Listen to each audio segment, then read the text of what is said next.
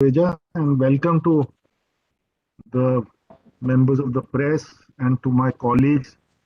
The Joint Secretary, Mr. Devakar Mishra, is also with us. So let me give you some broad figures and trends. Then I'll request Devakar to add to that. I think Chairman Apida is also there. And after that, after Devakar has supplemented what I say, then we'll be open to questions, and I'll then request Devakar and Chairman Apida to respond after that. So, agriculture exports have been a huge success story in the recent past, in particular. Overall, of course, our order of magnitude of agricultural exports was quite impressive always, over 30, $35 billion. In fact, close to $40 billion always. But in the COVID year in particular, there's been a huge jump. In a sense, opportunities opened up because our agriculture sector was not affected very significantly by the COVID pandemic, by the lockdowns and various other restrictions that were put in place by its very nature. Agriculture is, by its very nature in rural areas and open areas, and to that extent, it was not impacted as other sectors of the economy. As a result, the opportunities which came during the COVID period, we were able to capitalize well on them. And I'm happy to note that in the year 21-22 also, these gains are being sustained. So just let me give you some broad numbers. If you look at the 3 years, 17-18, ये सब आपको press note में मिल जाएगा. 17-18, 18-19, then 19-20, there was a relatively stable performance at around $38 billion for agricultural exports, including marine exports and plantation products. And then in the year 2021, there was a jump from this level of 38, which had come down in fact to 35 in 1920. There was a jump of $41 billion, a jump increase of over 17%. In rupee terms, the increase was almost 23%. And if for products of a purely agricultural nature other than marine products and plantation products, the growth was even higher. It was 28.36% in dollar terms. And the notable success stories were, of course, cereals. Non-basmati rice grew by 136% in 2021.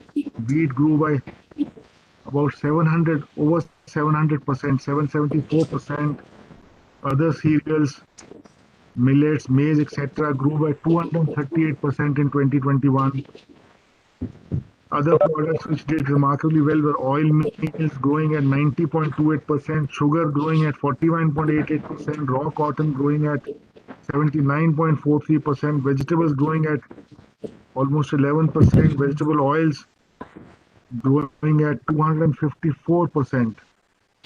And markets which grew substantially were USA, China, Bangladesh, UAE, Vietnam, Saudi Arabia, Indonesia, Nepal, Iran, Malaysia. Many of them were new markets. For instance, Malaysia and all, we were not exporting much, I think. And the growth in particular for Indonesia was 102% in 21-22. Bangladesh was 95.93%. Nepal was almost 51%. Even, spices, products like ginger, peppers, cinnamon, cardamom, turmeric, saffron, these also grew substantially. Organic products did very well. Organic products in 2021 grew by almost 51%.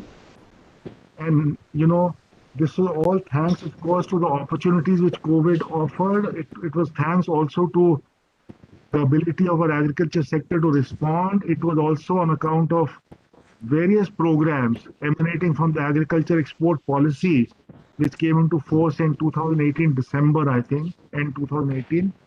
That has been implemented in a very decentralized manner across states, across districts, across clusters. There's several success stories coming out of various clusters in the process of implementing the agricultural export policy. Many clusters, districts which were never exporting earlier have started exporting. There's consciousness across districts of the possibilities for agricultural exports. There is facilitation where this consciousness and this awareness can actually be capitalized by providing the necessary linkages of logistics, necessary linkages to the market.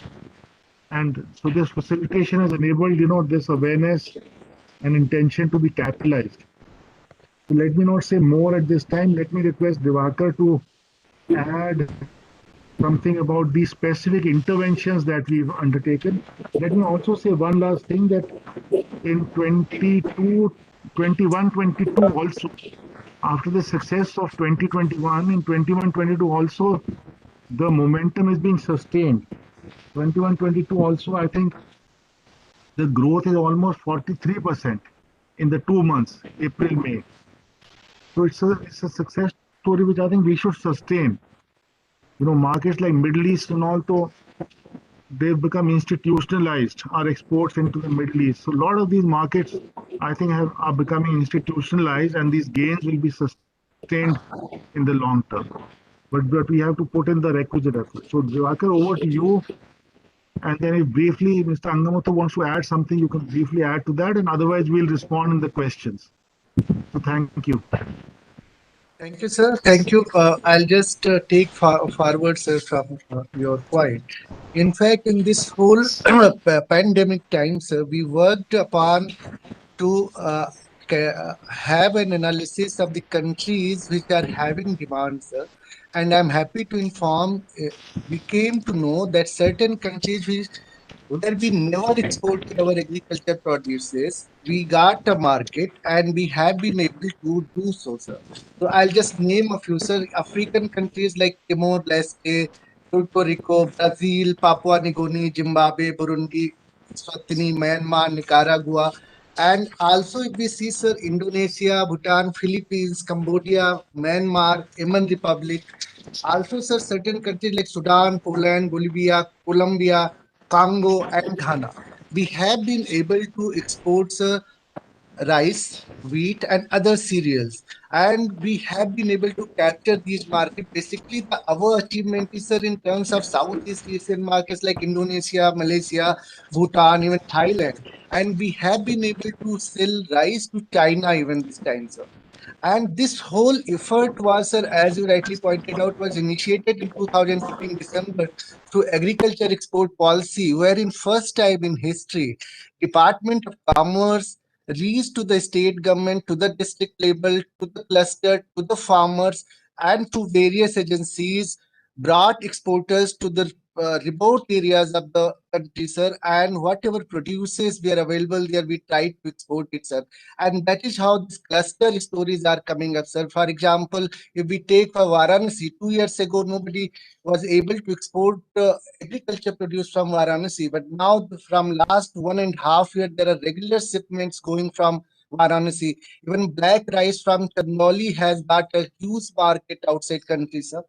Accordingly, Anandpur, Theni, Nagpur, sir, there are so many success stories of clusters. We have, in fact, activated 29 clusters without investing much, sir. We just with our available resources, we have worked upon the whole logistic issues.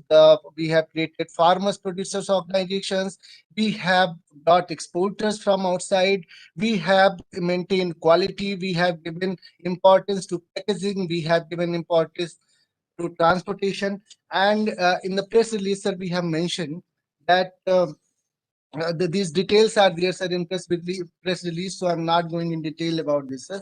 My only point is that during this pandemic time, Department of Commerce, through various agencies, through the coordination of various ministries and available schemes, like we also contacted Rail Ministry for the Krishi Rail, sir.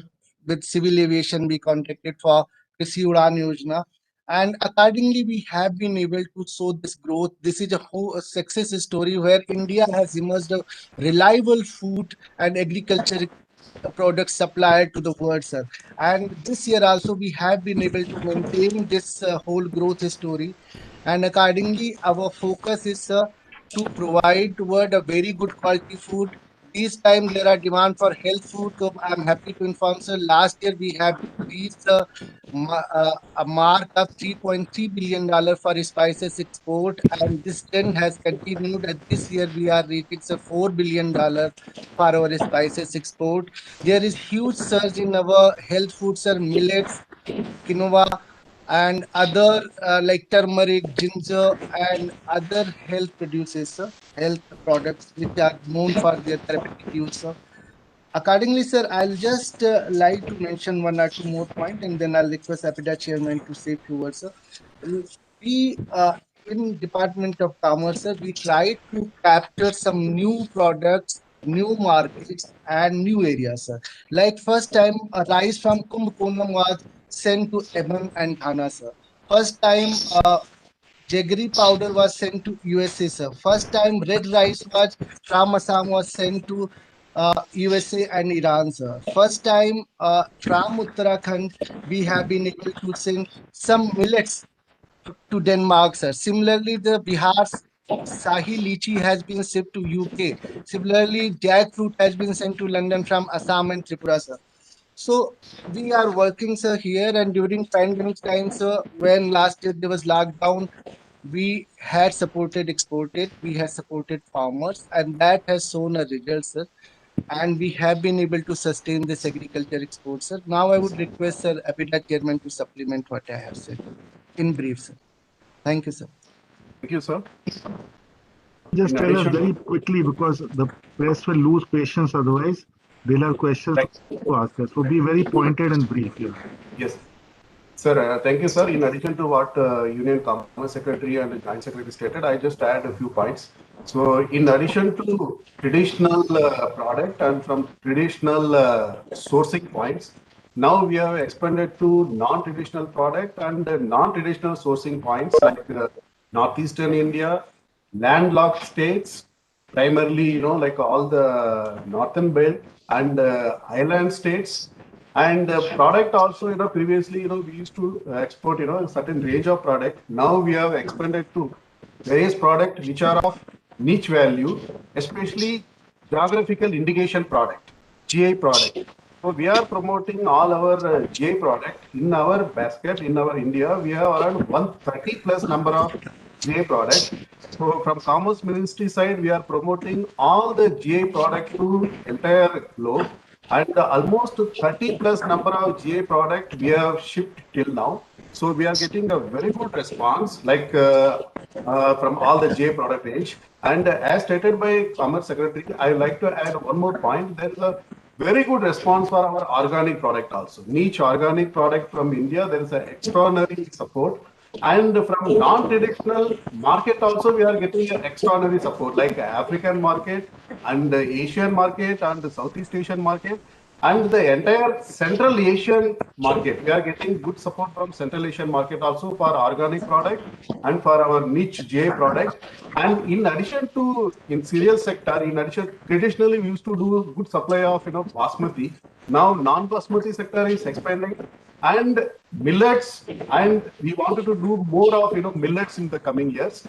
And we wanted to use this pandemic situation to give us reliable, food and nutritional security in the form of fresh produce, fruits and vegetables, and fresh fruit and vegetable extract, spices extract. These are the things we wanted to export as a food supplement to take care of health and other things. So these are the points, sir. Otherwise, everything is covered in our press release. If any query, we will respond. Thank you. Thank you, sir. Those who want to ask question kindly indicate in the chat or use the raised hand icon. First, I invite Mr. Patnaik to ask the question. Good afternoon, sir. Sir, Good I have two questions, sir. Sir, Iran used to be among the biggest buyer of basmati, but now that they are not picking up much from India. So, will this high growth in basmati exports sustain beyond this fiscal? And sir, second question is, the SCIS scheme for 2019-20 and FY21 has not been notified yet. So is it going to be, part of the next foreign trade policy, or we are scrapping it here, sir? So let me see, our basmati exports are quite diversified. We have other markets also. Iran was not entirely affected. It was partly affected, but I think some exports have happened. So, and the exports are quite diversified. So I'm sure we'll be able to sustain this challenge, which I'm sure is temporary. So I don't see any major threat to basmati exports in the medium to long term. And then these issues will overcome. And the SCIS question is unrelated to agriculture. It is not agriculture related, but certainly when we make the new foreign trade policy, what we need to do for services will be taken into account based on stakeholder feedback and other inputs, and appropriate schemes and measures will be there for the services side, certainly new FTP. And so that is all I'll say on that right now. And if Divakar and Angamata want to add on the basmati exports, please do that. So Divakar, you first and then Angamata. No, sir, not exactly. I think you have covered the point. I think Chairman Epidemic. Sir, there is no problem in export of basmati, sir, and the market will be, we'll maintain a momentum in the markets. We'll handle it. Right. So we can go to the next question. Next question. Next one.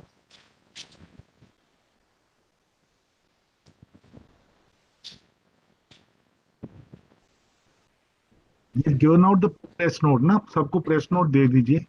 Ji. Mukesh Jagota, please go ahead. Sir, you mentioned of the FTP. What's the status on that in the sense? When can we see the new one? You see, FTP, the earlier one was extended because we were in very, very disrupted times. There was a lot of disruption because of the COVID pandemic. Things were unsettled, and we were waiting for. We thought that the measures which are in place should continue without, causing further sort of need for adjustment to a new policy, etc. So it stands extended to, I think, September end to extended है, basically to enable continuity. And of course, as we go along, then the same policy also changes are made, improvements are made, like to deal with the COVID pandemic, a lot of the compliance dates were extended, a lot of relaxations were given. So in a sense, the ongoing FTP also becomes a new policy as you keep modifying it, improving it, adjusting it from time to time depending on the circumstances. So that has been happening. A lot of facilitation, conveniences, accommodations have been built into this policy itself, and it stands extended to September. And we extensively engage with stakeholders, all the port promotion councils, various exporter bodies, industry bodies. So I'm sure in the early sort of near term, we'll have the new policy in place. But for the moment, it is extended, I think, till September. Sir, a question has come. Is there any plan to cut import duty on edible oil? To be honest, I have no information on that. So, as you know, import duties is the subject matter of Department of Revenue, but I am not, to be honest, aware of this. Any other question, please? May I ask one more question on agri export? For sure. Yeah. Sir, China has been stocking up raw materials and even food products for quite a while now. but especially in grains, we don't see much of our exports landing up there.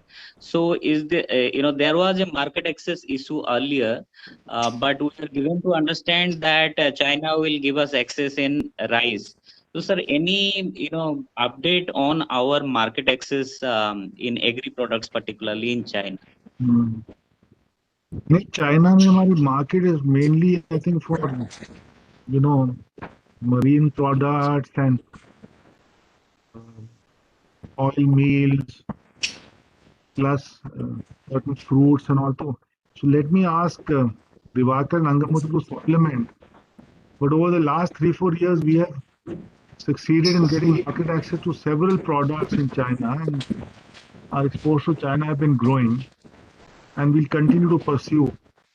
Our mission in China has also done a commendable job in pushing our exports there, and we'll continue to do that. But if Divakar and Nangamuthu wish to add something, please. Chairman Epita first, then I'll come to you.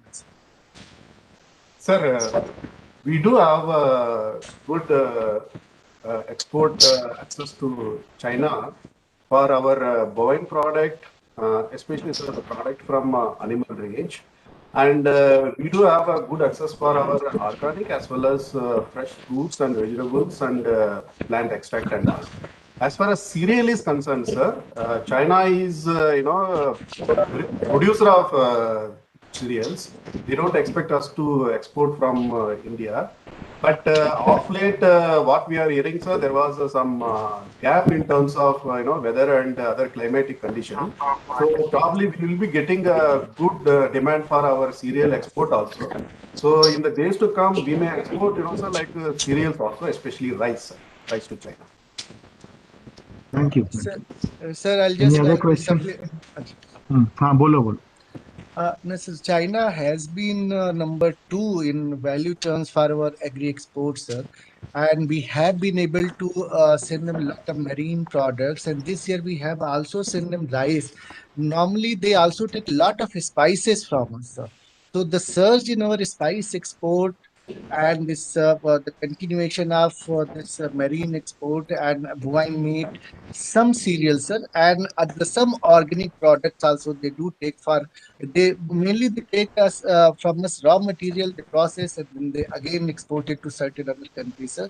So our agri export with China has been in good shape, sir, and we there are no issue as such as of now, and no market access issue pending with them, any serious issue at this point of time, sir.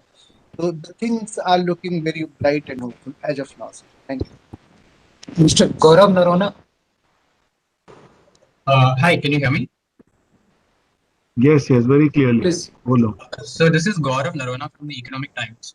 This is not an agri-related question. I just wanted to ask if there was any update on the TRIPS waiver. You must have been following in the press now.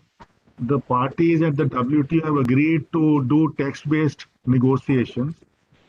So that's a way forward, which means that countries broadly in principle accept the objective behind that waiver proposal, and now to give effect to that objective, they will have text-based negotiations.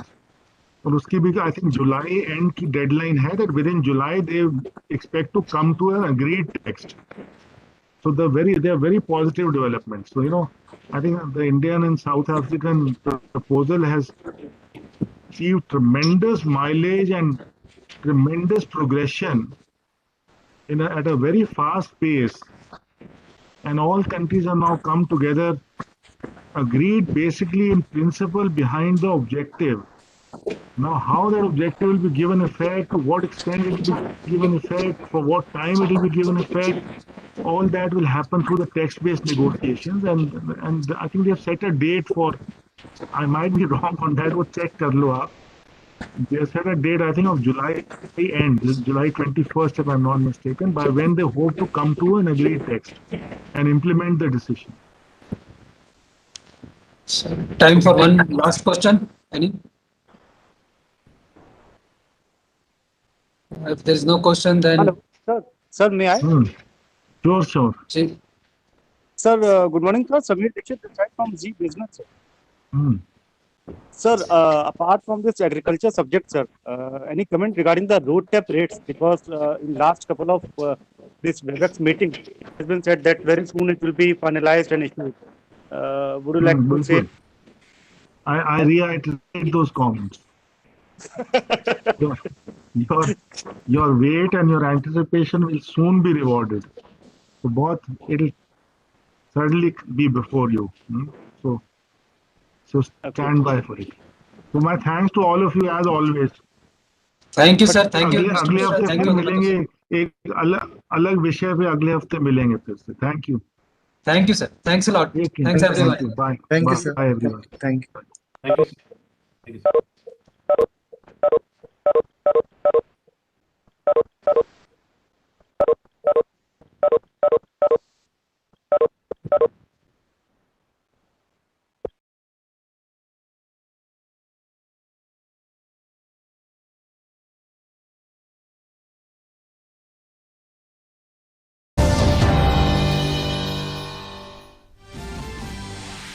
The centre announces a slew of reforms to boost infrastructure sector, approves extension of the applicability of new investment policy, 25,000 crore rupees to be spent in the next 5 years for signal modernization and 5 megahertz spectrum to enhance rail communication and safety.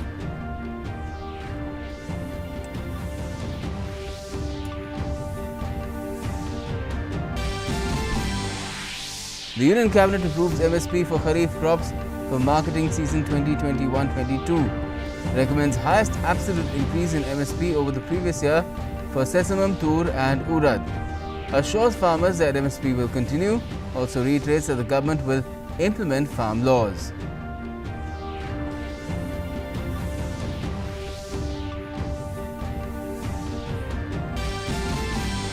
Three Indian universities achieved top 200 positions in QS World University Rankings 2022.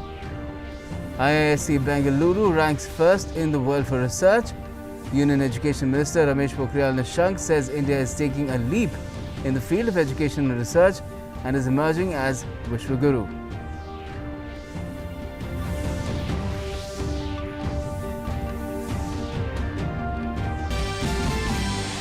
Daily cases of COVID in the country are less than 1 lakh for the second consecutive day. Recovery rate increases to 94.55%. Restrictions eased in various states after improvement in corona cases. Lockdown ends in Bihar. Only night curfew will continue. Corona curfew ends in Uttar Pradesh. Unlock process begins in Rajasthan as well.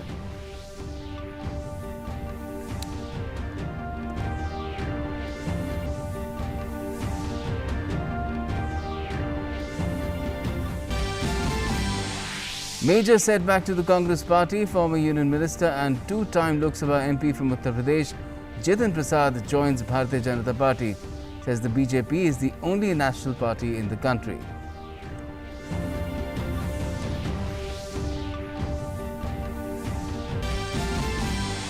The monsoon arrives in Mumbai a day earlier than usual. Heavy rains in Mumbai and surrounding areas with strong winds.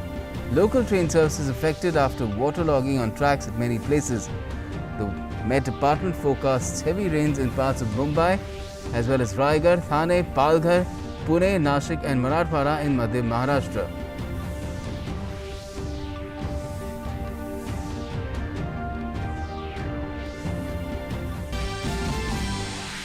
Another French Open, Alexander Zverev and Stefanos Tsitsipas will face off in the first semi-final in the men's singles.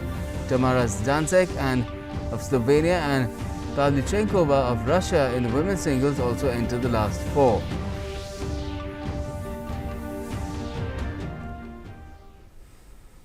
Namaskar, you're the latest here on DD India and DD News. I'm Gautam Roy. Well, the Cabinet Committee on Economic Affairs, chaired by Prime Minister Narendra Modi, announced a slew of reforms today to boost infrastructure sector.